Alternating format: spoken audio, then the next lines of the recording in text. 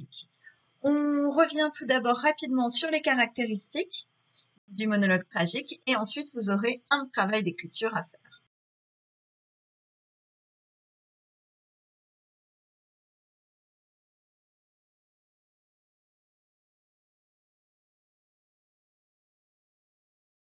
D'expression de soi.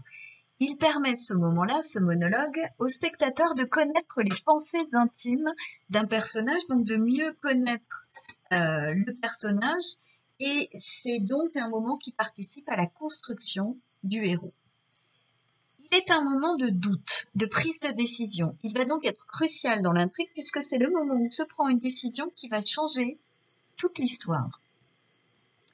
Il est aussi un moment esthétique important. C'est le beau moment, les beaux, il peut y avoir plusieurs monologues, les beaux moments de la tragédie, ceux qu'attendent avec impatience les spectateurs.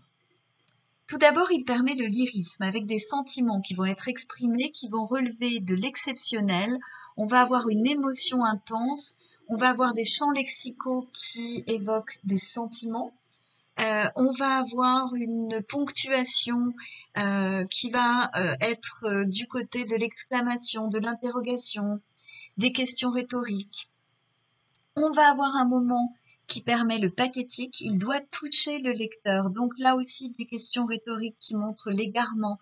Le personnage ne sait plus, le personnage souffre, donc il va y avoir peut-être des hyperboles, à vous de voir. C'est un moment qui permet aussi la terreur. Il doit inquiéter ce moment. Inquiéter parce que on va se rendre compte que le personnage est un monstre. Ou bien inquiéter parce qu'on se rend compte que le personnage est en danger. En tout cas, c'est un passage qui doit être inquiétant.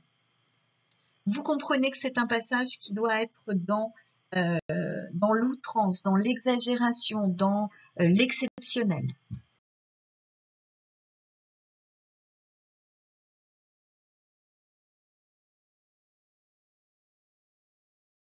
D'une dizaine de lignes ou de vers que vous déposerez dans les commentaires du blog.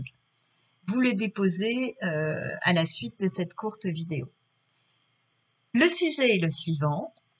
Un élève se retrouve confiné chez lui avec obligation de suivre ses cours à distance et à heure fixe. Il se demande s'il ne va pas laisser tomber et arrêter de les suivre.